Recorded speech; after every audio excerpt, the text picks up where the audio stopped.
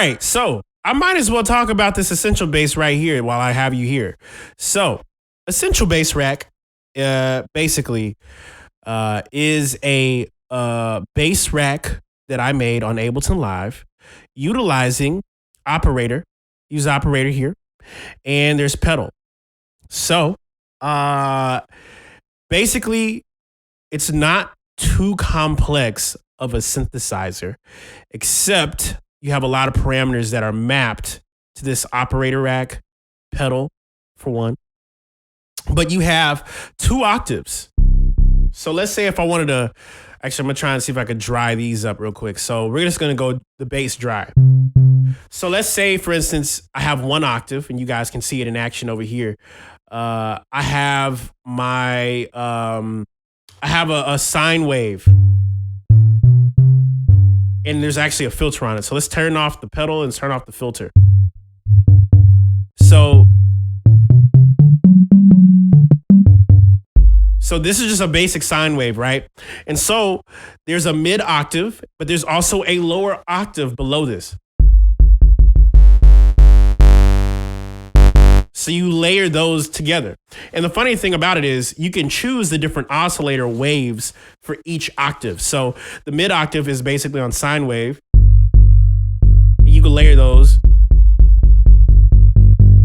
And it creates this kind of like almost bass-ish sounding thing. Now, this is where the essential bass differs from like a basic like synthesizer like rack setup.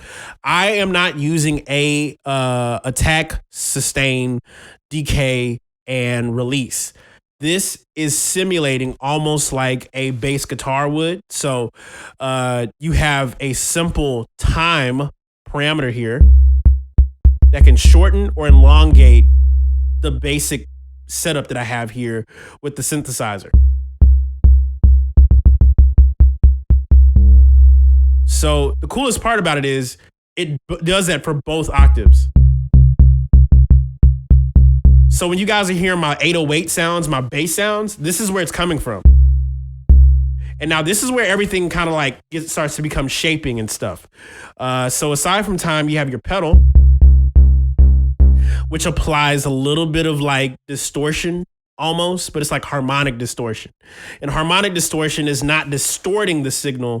It's taking the harmonics and multiplying it with the saturation or distortion that's built inside the pedal plugin inside of Ableton.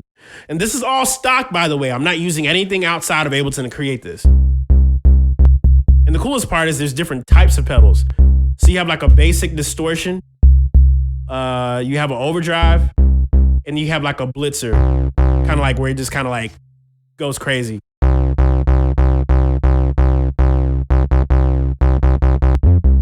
And you can layer all that. Now here's where the fun part comes in. There's a filter frequency as well. You can like also take the decays of both waves, right? So both oscillators, the mid and the low octave can also be controlled with the decays. So if you want to make the mid shorter, or you want to make the low shorter, you can do that.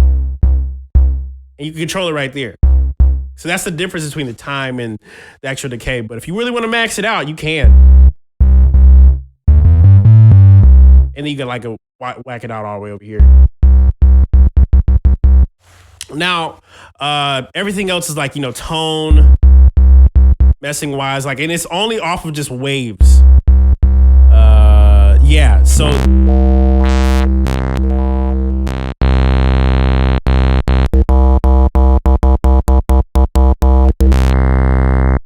can just shape your own bass sound. Now it's starting to sound a little bit more like a bass. So now when I play this,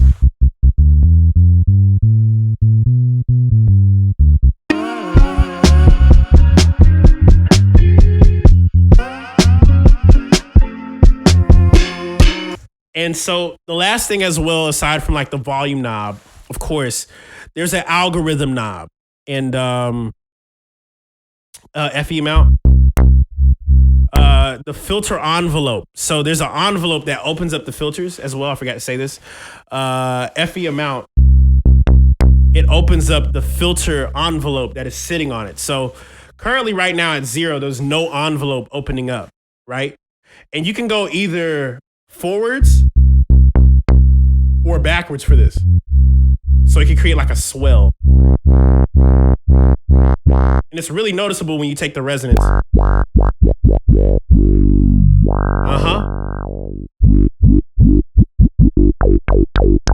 You can really get like a faked like 303 acid sound. So yeah, and then oscillator switch. Basically, you're instead of having the mid octave and the low octave basically sitting in one place, you can switch those out. So the mid octave can be first and the low octave can become second. So, and so, yeah. And then basically you have presets of all of these different parameters. And the last part I forgot to share with you guys, algorithm. Now, algorithm in a basic way to explain, operator has this function where you can automate the algorithm of the synthesizers to go into each other. So right now you're just getting a basic synthesis of just one octave by itself. So if I were to go one into each other, you can start like really getting experimental with how far you can take the sound.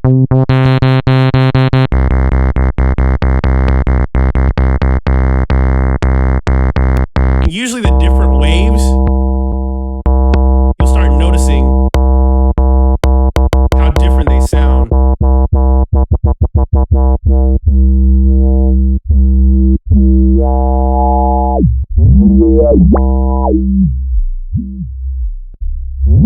So basically that's a good synopsis of it. And so there's a bunch of different presets for it. And so yeah, we're gonna be making some more updates to it, but that's basically it.